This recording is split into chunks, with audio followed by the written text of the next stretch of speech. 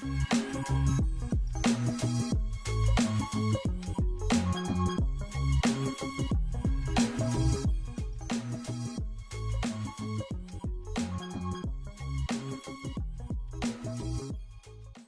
I have probably about 50 or 60 slides to try and get through. I'm not going to do this in 10 minutes, I can tell you that right now.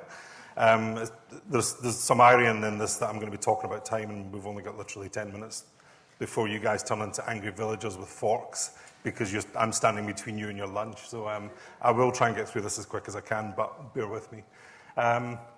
Just a quick introduction to me. I'm the former head of user experience at an agency called Rufus Leonard, but I left Rufus a couple of months ago to go back to contracting, just to kind of spread my wings, get a bit more experience. Now, if anybody wants to talk to me about any of those kind of opportunities, let's do so. That's the shameless pitch out of the way.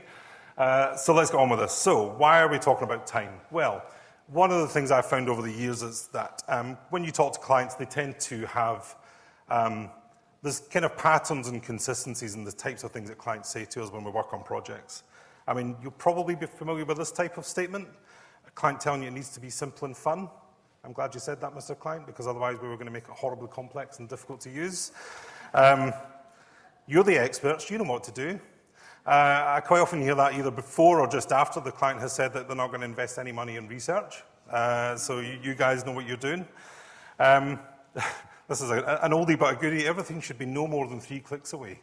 And I started to hear that about 15 years ago, and even this year I've heard another client come in and tell me that. And you then have to go into a very long-winded explanation about how people make decisions and all that kind of stuff.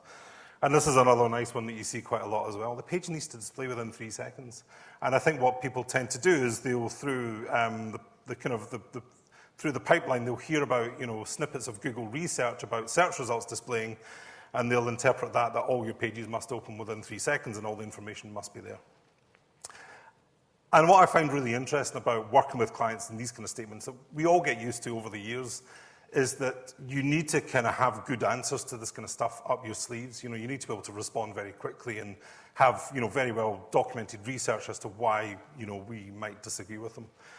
Or why we're just kind of trying to educate them and help them understand what the design process actually is. I myself actually worked on quite a large-scale, data-heavy dashboard about sort of 5 or 6 years ago for BT. And this is one of the things that the clients told me midway through that process when they were talking about a particular piece of very, very important data for their customers. They said, it's going to take up to 40 seconds to display this information. We're not going to go ahead with this feature. People are not going to wait that long. They just had this perception that people are not willing to wait. And you only had like 5 seconds to kind of land the information, otherwise people would switch off. And at that time, interestingly, I didn't really know quite how to respond to that, and that kind of then took me into one of those kind of UX rabbit holes that you start to learn about a topic very deeply, and I think, everybody that works in UX designs have those moments on a lot of projects where you suddenly think, here's a really interesting area that I can learn about. And so that's why I'm going to talk about time, because I think this is one of the areas that I've done quite a bit of research on, and it's very, very useful as a consideration in the UX design process. There's kind of 2 things. There was a few more things, but I'm kind of boiling this down to the quickest possible presentation I can do. First of all, I'm going to talk about perception and attention, and probably more importantly, the kind of human limitations around perception and attention. And then the second thing I'm going to talk about are just some strategies for timing issues. And for anybody here that's worked on larger scales, more complex projects, timing is a conversation that does come up quite a lot when you're dealing with kind of legacy and older platforms that clients may have. Okay, so let's go on with this. So let's talk about perception and attention. I'm going to start with this first question. So what changes in the following? I'm going to show you, a short clip. I want you just to watch this and tell me what you see change.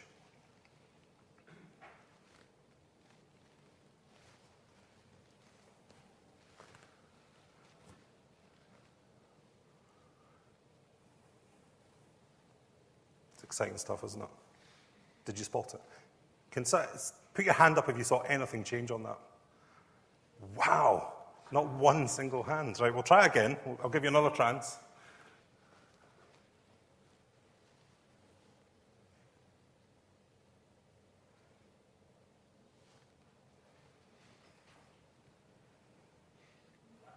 Did you spot it this time? Anybody? No? Okay. What I'm now going to do is show you, that's a 12-second movie. I'm going to show you the first frame and the last frame of the movie, and it's going to jump between the two. And it looks like this. I love it that we didn't see that. Just to show you now, you won't be able to take your eyes off that part of the screen. As you watch that, now that you're aware of what's happening, you're kind of now focused on it, and you're kind of waiting for that to happen. You see, it just gradually appears. Lots of this great stuff on YouTube that you can find.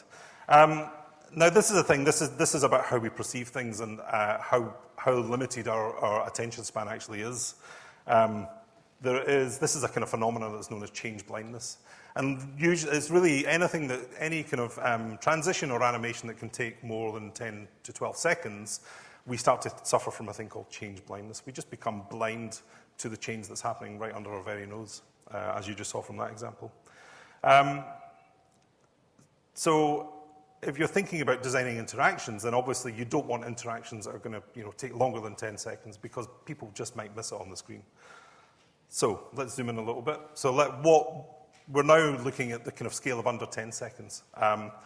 And within that, we still have limits around what we can pay attention to. Our limits as humans really kind of sit around, once you get to between 7 and 10 seconds, we just lose the ability to focus and pay attention to things.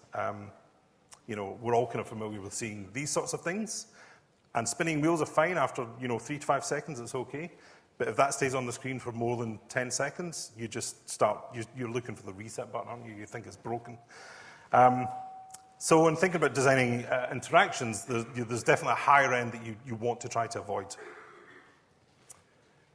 This now is looking at a kind of shorter amount of time. So this is a really, really important kind of thing to think about when you're thinking about the timing of interactions and, in design. Conversations happen between sort of 2 to 5 seconds. And by that, I mean that if you're having a one-to-one conversation with somebody, whenever you say something, if you've said something that's not too complex, people will typically respond in about 2 seconds. If you're having a more kind of deeper conversation about a more complex topic, then it can start to move up towards kind of 3 to 4 to 5 seconds in terms of getting their response. But as a general rule of thumb, conversations happen between two people around sort of, that 2 to 5 second mark. Just to kind of show a demonstration of where that, where the 2 to 5 second rule is being broken. Let's have a look at this. What you doing, Marge? Making out the jury list for the film festival. Mayor Quimby, Krusty, Jay. Marge, do you respect my intelligence? Yes. Okay. Wait a minute. Why did it take you so long to say yes? No reason. Okay. Wait a minute. Are you humoring me? Yes. Okay. Wait a minute. That's bad. Right, I think you can literally use The Simpsons to demonstrate any point in UX, couldn't you? What's really important there, though, and that just demonstrates this rule really well, that Homer's asking, really simple questions, and because Marge is taking a lot longer than 2 seconds to respond, clearly she's kind of thinking about this question at the back of her mind and really, putting too much effort into thinking about what is the right response to this. And actually, when you're in a conversation with somebody, if they respond before 2 seconds or after 5 seconds, that's where we actually start to become suspicious. And so when you're thinking about interaction design, this is a sweet spot. If you can get, people interacting with an interface and it responds within that kind of 2 to 5 second range, people just go into a natural state of flow because as humans, that's how we're used to kind of interacting with one another. Okay, let's zoom in a little bit more. So we're now going to talk about interactions that happen in less than 1 second. There is a kind of popular belief at the moment that it's through the kind of visuals, your visual senses, that's the quickest route to perception. And by perception, I mean to the point where you're kind of cognitively aware of, the thing that you're looking at. So, for example, if you look at any of these kind of the bottles that are kind of sitting around, there is this process that happens. The bottle, the light bounces off the bottle that's in front of you and goes to the eye, and then there's this kind of 200 millisecond delay while the light goes from your eye and goes to the middle of the brain. It then goes from the middle of the brain, it goes to the back of the brain where it gets processed by the kind of optic sort of center at the back of your brain. It then comes back into the center of the brain and goes down to a part at the bottom of your brain where the brain starts to kind of break the visual apart and try to understand it. So it's looking at contrast, it's looking at color, it's starting to look at the edges of the object you're looking at.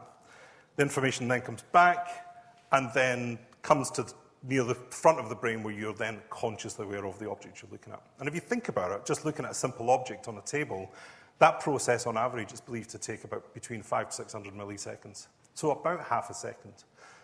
And why is that interesting? Well, it's just interesting because what it means is we think that we always are constantly working in real time, but actually, with visuals being the quickest route to us, being cognitively aware of something, what that tells us is we're constantly about half a second behind real time.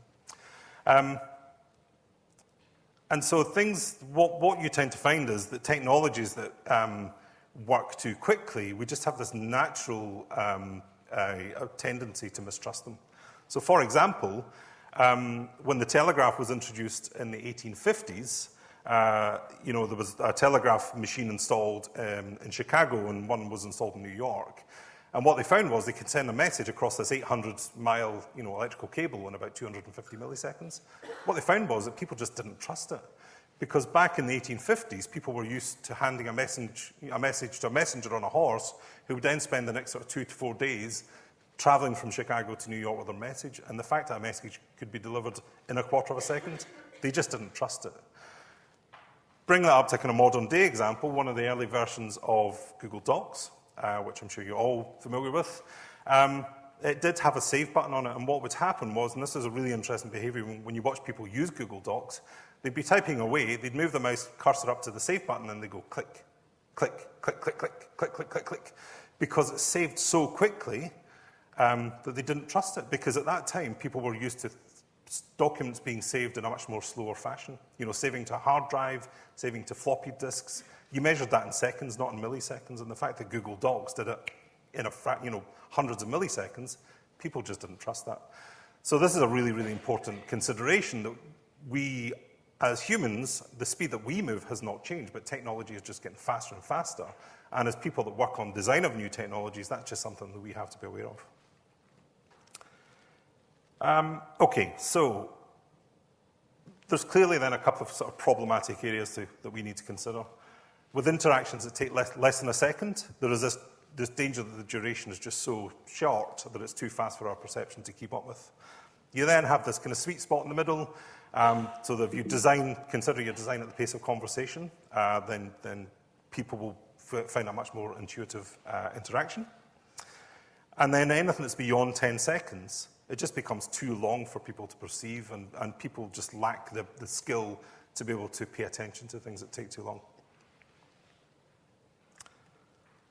So, just a couple of rules of thumb, I guess, around this, some of the design considerations. So, if you are working on a project with interactions that happened, incredibly quickly, then there's just a couple of really kind of simple things you can apply. So, first of all, think about adding artificial delays to the feedback loop. So that Google Docs example, a very easy thing to do would be disable the button for a few seconds, show a little spinner for a few seconds, and then let it go back into an enabled state again. So just an artificial delay would help to build trust. And then also consider the role of messaging as well. If things do happen quickly, then at least present a message. And this is what Google Docs now does. They've removed the save button, but they constantly have messages that are giving you that feedback at a pace that we can work with. At the other end, hello. That's not me. At the other end, with interactions that take longer than 10 seconds, here's some considerations for that. So any interaction that's longer than 10 seconds, spinning wheels are clearly not sufficient. You need to think about how you message things. And also things that take longer in a message, the longer something's going to take, the more vague you can actually be with the duration in your message. And when it comes to also thinking about messaging, when we talk about time, we tend to use these anchors. It's a very cultural thing. You wouldn't really say to somebody, the bus is going to be arriving in 47 minutes' time. You would tend to, round it down to 45 minutes, or you would round it up to 60 minutes or an hour. So just think about when you're creating messaging for longer interactions, think about using these anchors in your communication. Right. So I'm going to race through this next bit. So this is the next section. Oh, actually, no, this is not the next section. Sorry.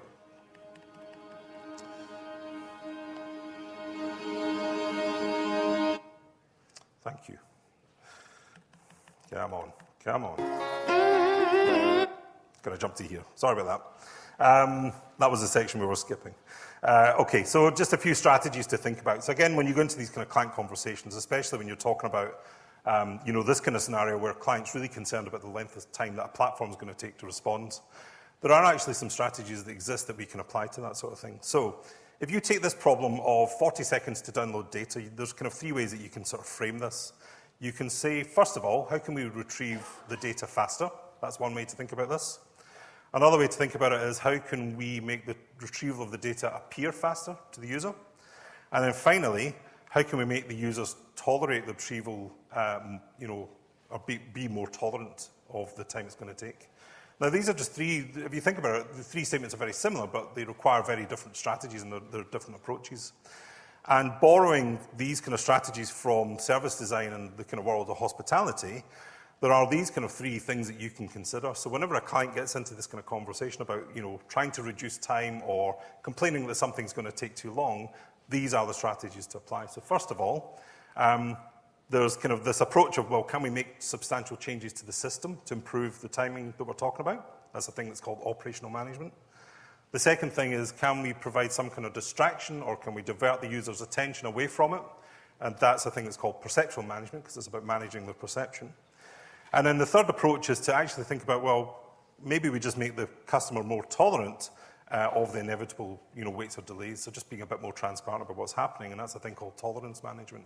Now, when you apply these strategies, you basically start at the first one, and if you can't apply that, you then move to the second, and if you can't apply that, you then move to the third. So you can follow them in this order. So I'm going to run through just quickly some examples.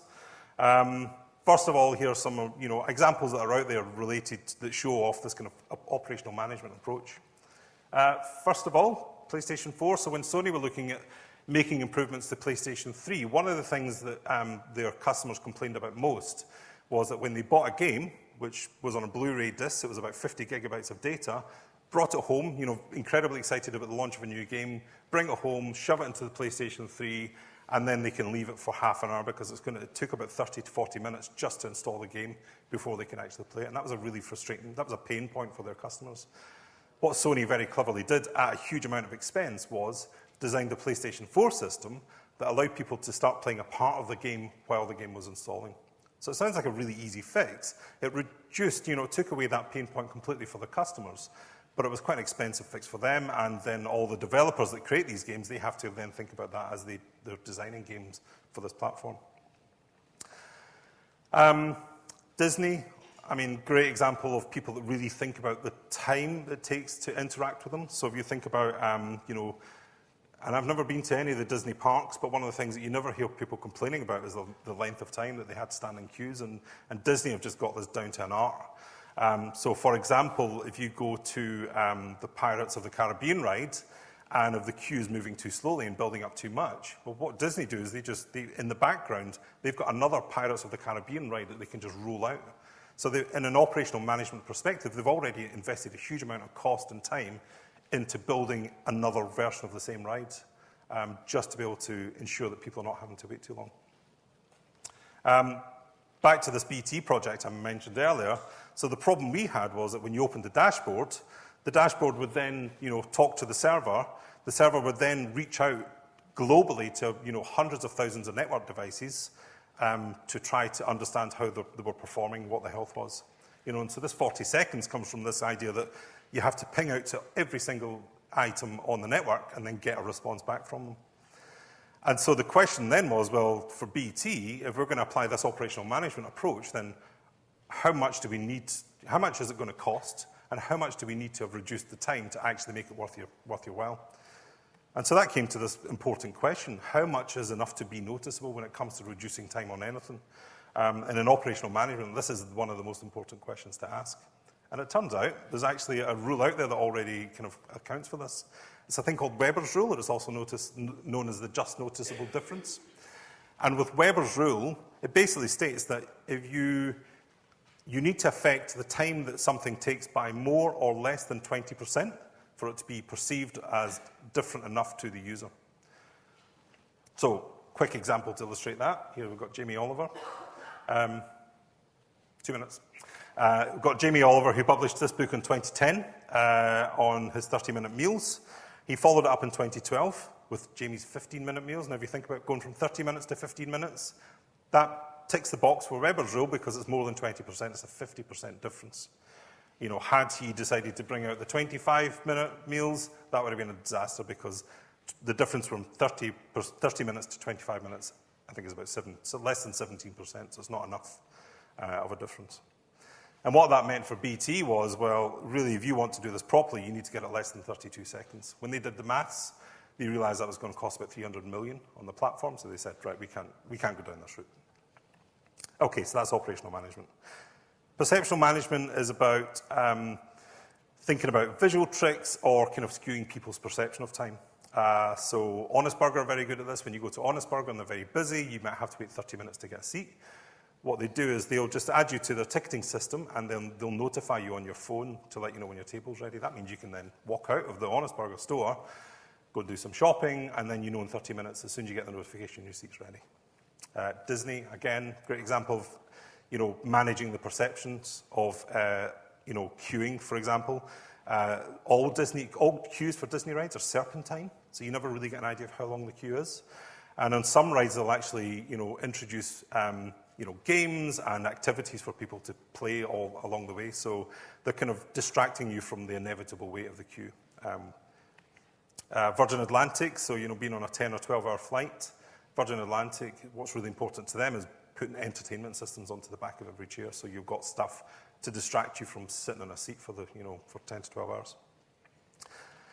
And I think you'll all have noticed this whenever you go to like a GP surgery or a hospital, there's always a television on the wall. Actually, there's always a television on the wall and never a clock, because GP surgeries and doctors, they're inherently running late, and the TV's just there as a distraction. It just takes your mind off the wait and takes your mind off the fact that things are running behind.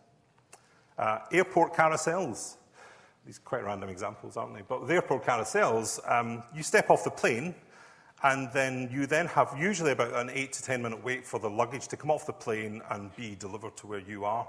Now, what airports started to realize was that people standing around for 8 to 10 minutes, they were becoming more and more frustrated. So what airports cleverly started to do was invent these artificial passages and paths that you have to walk on to go and collect your luggage. And essentially what they're making you do is just walk around the airport for 8 minutes. Going to luggage, you know, your luggage collection place, it's kind of fabricated, but it just takes that frustration of waiting out of the process. Let's get to this. Progress bars are typically used to monitor web downloads. These examples all take the same time to complete, but some of them seem to move faster than others. Here, pulses in the top bar become slower as it progresses. In the bottom bar, they become more frequent, which creates the illusion that it's moving faster. So that was research from Carnegie Mellon, who did a lot of research on animations and how they affect your perception of things. Again, if you Google that, you'll find it on YouTube. It's easy to find that research. Slack, I'm sure, again, most people are familiar with. They use messaging as a way of doing perceptual management. So as the app is loading and trying to connect and download the latest, you know, posts, they bring up these delightful little messages. It's very in keeping with their brand, but again, it's just distracting you from what's really happening. Okay, final section. So we've talked about perceptual management. If you can't do that, or if you find that people are interacting with you very frequently, then the perceptual management just kind of starts to lose interest for people. So the last thing you would consider is a thing called tolerance management. And tolerance management is just about being transparent, being honest about what's happening. Masters at this, Amazon. Amazon tell you every single step of the way how your delivery is coming along. And so they've kind of really kind of defaulted to tolerance management as being the way that they actually want to kind of approach the problem of people ordering and then waiting for a package to come through the door. There was talk a couple of years ago about them introducing drones. Don't think we ever saw that, but you know, you can't say it'll never happen, it might happen. But introducing drones would be at their cost. It certainly would speed things up, but that would be considered an operational management solution to that problem. Operating systems, so since Windows XP, Microsoft got very clever at, building the installation screens, just to kind of show you how long things were going to take and just being very honest about the process. Apple also do the same. Apple will always tell you in an update whether you need to do a restart, so they're just being very honest up front about that process.